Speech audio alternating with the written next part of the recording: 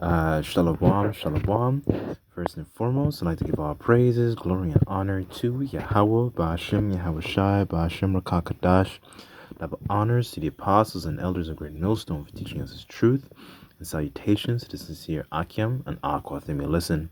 May the blessing of election be over your house. My name is Brother Roquai. I'm back in here with another lesson for today. And for today's title, I just came up with something on the spot. It's called Dispensation.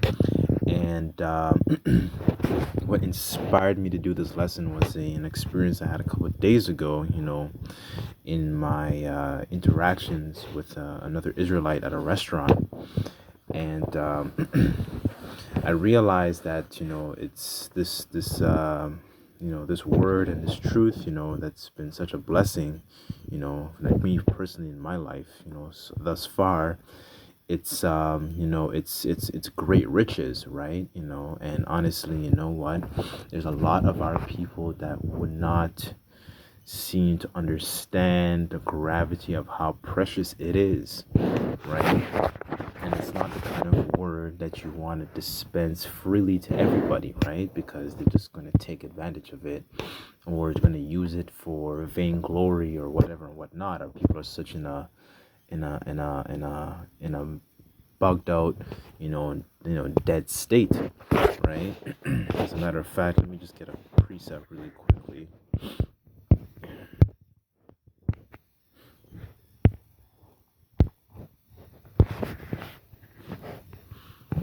Okay, so this is Isaiah 60 verse 1, and it says, arise, shine, for thy light has come, and the glory of the Lord Yahweh is risen upon thee.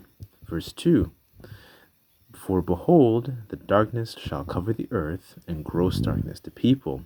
But the Lord shall arise upon thee, and his glory shall be seen upon thee, right? So the darkness, the gross darkness is a manifestation of the condition that is currently upon the people, currently upon the 2/3 of our people, right? So, and in this example, with the experience that I had earlier this week, it was upon this this older gentleman. He was really, really just, I was trying to have a conversation with him, right? And he was just in a dead state, right? And this is not the kind of word that you really want to freely give to everyone, right, essentially. So because they're going to take it and they're not going to actually try and do some reflecting or self-examination or anything like that, right? So this is just an experience that I had, and hopefully this will be edifying and something for not to do, right? As a matter of fact, hold on, I have another precept actually. This would be a good indicator of how to dispense this sort of information, right? Is by seeing the kind of spirit that they're in, right?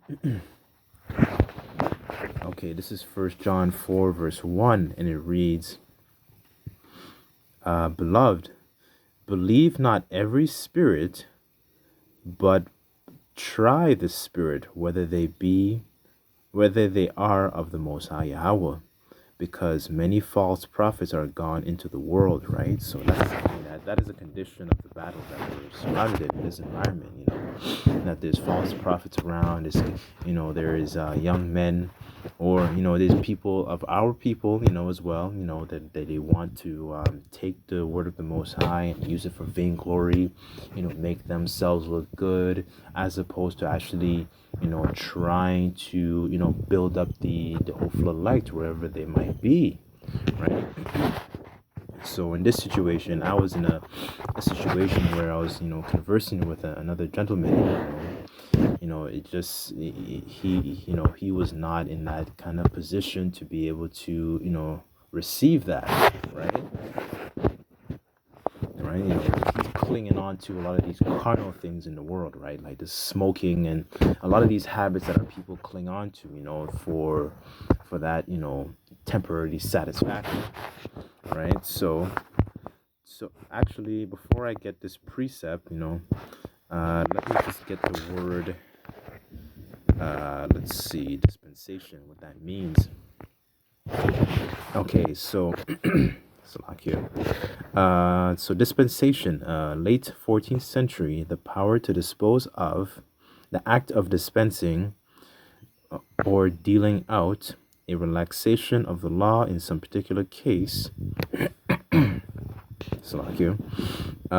Management or charge, disperse, administer, distribute, right? So the point and the objective of this lesson is to, having the discernment, number one, which is the precept I brought out earlier of trying the spirit, and number two, it's the knowing when to properly dispense, bits and pieces of this word, right? Because there's a brother in the camp that always refers to this, the word of the Most High, and this truth is like jewels, right? Jewels are not something you give out to everybody, right? So let's carry on with the lesson. So the first precept I had on my list. So this is Matthew 7 verse 6, and Yahushua said, give not that which is holy unto the dogs, neither cast ye your pearls before swine, lest they trample them under their feet and turn again and rend you. Right? So this word is not something you want to give out to everyone, right? And I've been in situations where you have the chance to speak and offer some sort of seasoned salt, speech with seasoned salt, I meant, so to speak, and those people don't receive it; they just trample on it, right? So this is just going over from some experience that I've had, observing these people. It's in majority of the time it is our people, right? And then they don't they don't receive the word with favor, right? For them it's not about actually trying to convert and be healed, right? Because the Most High is our physician, right? Through Yahushua, that's our physician, right? So so this is not something you want to give out to everyone, right? The next precept I had, let's see, because I remember there was another situation as well. Not to go off on too much of a tangent. There was another situation I was in, a couple months ago. At my work, we had like this so-called like Black History Month, and then, there was this young gentleman there that was rambling about, telling people we're Egyptians and stuff like that. And this precept came into my mind, because these people are not really looking for anything, trying to help. They're not trying to look for, to be, more in that righteous state, following the ways of the Most High Yahweh. They're just looking to, please their flesh, right? So this is Ecclesiasticus chapter 32, verse 8, and it reads, let thy speech be short, comprehending much in few words. Be as one that knoweth and yet holdeth his tongue, right? So that is that is quite the skill to have, right? To have this information, but knowing, how to freely, not freely dispense it, but knowing how to, keep it safe, keep it safeguarded, right? Keep it protected, right? But also having the discernment to freely give it to someone who is actually sincere enough, who needs it as well, right? So it's a skill, right? But most of our people, they're not really looking to actually be clean. They're looking to just please their flesh, right? They're looking to fill their own belly, right? Vainglory. They're just looking to make themselves look good. It's about them, which that's completely off. Let's get Jeremiah. Actually, let's get Jeremiah 23. And this goes into the a lot of our people who've been blessed to actually have this understanding, and what they do is they teach it, and they use it, and they don't safeguard it properly, right? They use it for themselves to scatter the flock, right? And they're not looking to actually help, right? They're looking to actually inflict our people, right? They leave out things as part of the doctrine, right, of things to come. So this is Jeremiah 23 verse 2. Sorry, I'll start at verse 1 actually. So woe be unto the pastors that destroy and scatter the sheep of my pasture. And pasture goes into the word in the etymology. Sorry, pasture goes into the word pasture, so a place where sheep and cows graze. I don't know, for folks that are from the islands, normally we call a field a pasture, and that's where the animals come and they graze and get fed and they're given food. But the food we're talking about here is the spiritual food, talking about referring to this word, right? So verse 2, therefore saith the Lord, power of Israel, against the pastors that feed my flock, ye have scattered my flock, driven them away, and ye have not visited them. Behold, I will visit you upon the evil of your doings, saith the Lord Yahweh, right? So this is going to a lot of the people who actually have they may have been blessed to have an understanding of this word. Especially this goes into a lot of these other Israelite camps, which they don't teach and don't give their people the full understanding. And what they do is they leave out things, and then they're scattering the flock, right? They're not taking care of them, looking over them, right? So Lord says he's going to visit you, and it's not a kind visit, like a knock on the door, right? So let's get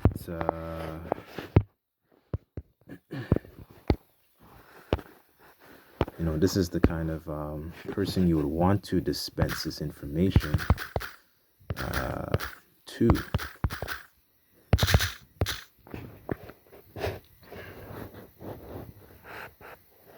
think it's in the Apocrypha. Oh, that's a good one. Okay, yeah.